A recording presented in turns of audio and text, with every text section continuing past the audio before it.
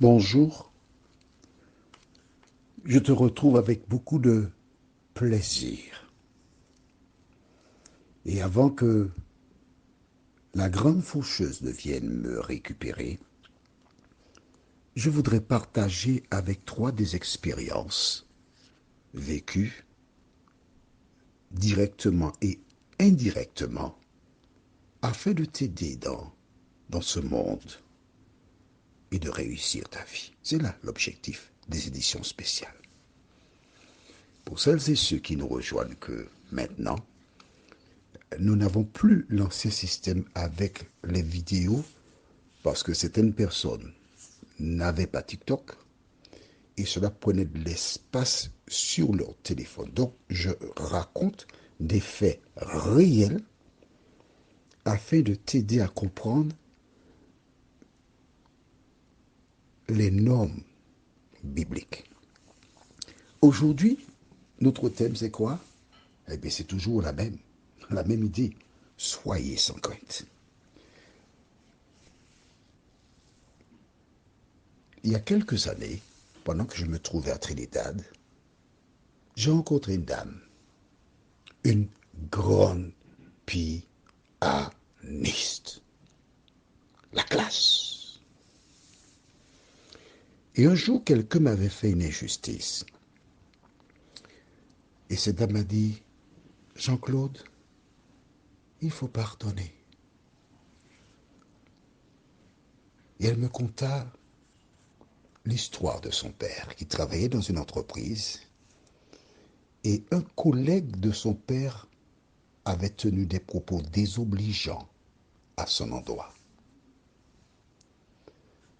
Le père a été affecté. L'épouse s'est rangée du côté de son époux ainsi que les enfants. Et ils nourrirent de la haine à l'endroit de cet homme. Quand ils le voyaient, ils ne le saluaient pas. Et le père développa une maladie difficile. Sur son lit de mort, l'homme a envoyé des messages demandant pardon. Mais il refusa de le rencontrer. Alors, celle qui me raconta ce fait, un jour elle tomba nez à nez avec cet homme. Et tandis qu'elle fuyait, il a marché juste après elle, derrière elle. Et quand ton père meurt, s'il meurt maintenant, il sera perdu parce qu'il ne m'a pas pardonné. Je suis prêt à aller lui demander pardon sur son lit de mort. Et toi, tu seras perdu comme lui.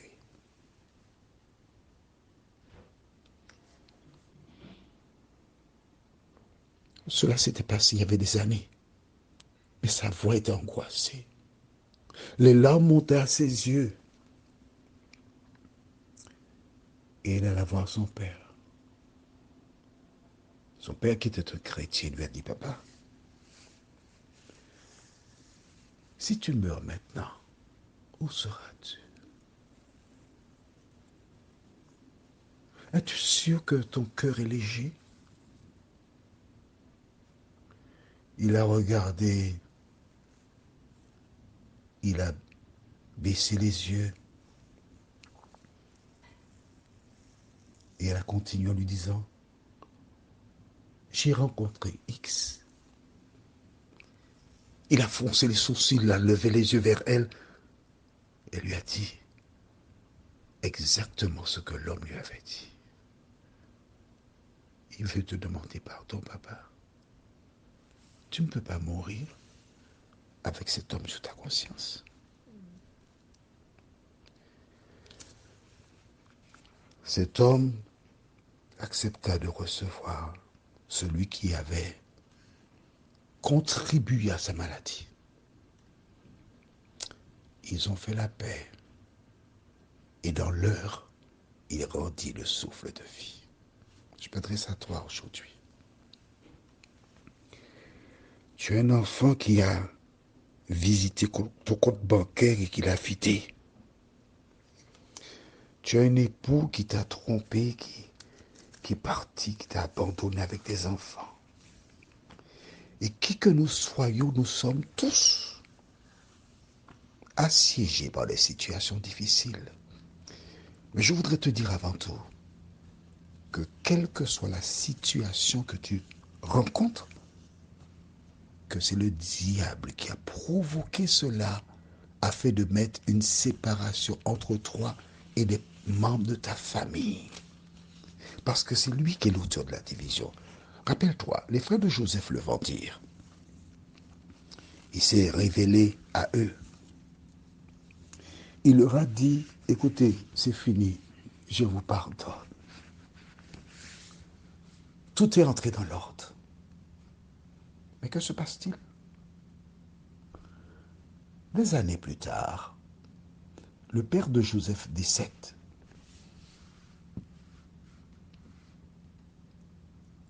Et à ce moment, les frères de Joseph organisent une rencontre clandestine. Lisons, si tu le veux bien, dans le livre de Genèse, chapitre 50.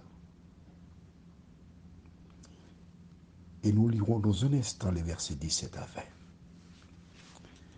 Ces hommes se sont réunis et ils se sont dit, bon, pour nous assurer que Joseph ne nous fera pas du tort, montons une histoire que nous lui raconterons.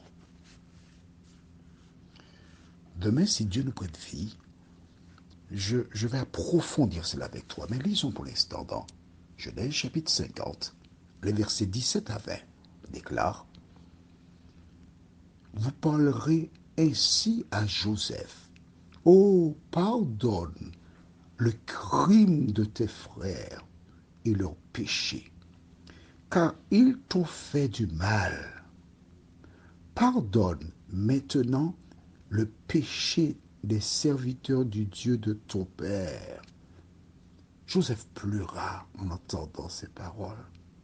Ses frères vinrent eux-mêmes se prosterner devant lui et ils dirent: Nous sommes tes serviteurs. Joseph leur dit: Soyez sans crainte, car suis-je à la place de Dieu? Vous aviez médité de me faire du mal. Dieu l'a changé en bien pour accomplir ce qui arrive aujourd'hui, pour sauver la vie à un peuple nombreux. Ces hommes font parler un mort. Ces hommes vont mentir pour dire: Papa nous a dit de te dire de nous pardonner. Et comme Joseph aimait beaucoup son papa, alors il va nous pardonner. Mon ami, qui que tu sois, tu as fait du tort à quelqu'un.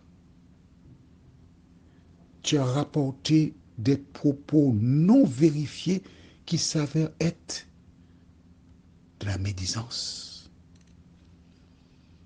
Dans certaines parties du monde, il existe des personnes qui prennent un plaisir à s'offrir à Lucifer pour faire du tort à d'autres personnes. Pourtant, ces personnes ont une Bible. Une Bible qui indique ce que nous devons faire lorsque nous entendons quelque chose. Mais quand on est animé par le diable, au lieu de voir la personne faire la paix, on préfère raconter tout ce qui dénigre l'individu.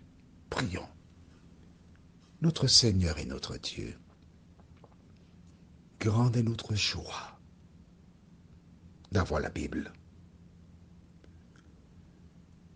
Parce que la parole nous éclaire, elle nous dirige. Et le même thème que nous avons tout au long de cette année revient. Joseph dit à ses frères: Soyez sans crainte. Seigneur, il existe beaucoup de personnes qui nous ont fait du tort, beaucoup de personnes qui nous ont trompés, beaucoup de personnes qui nous ont dévalisés. Mais la parole nous indique que la personne qui a Jésus dans son cœur peut regarder ses ennemis et dire, sois sans crainte. Merci Seigneur pour la parole. Nous t'avons prié. Au nom de Jésus pour ta gloire éternelle.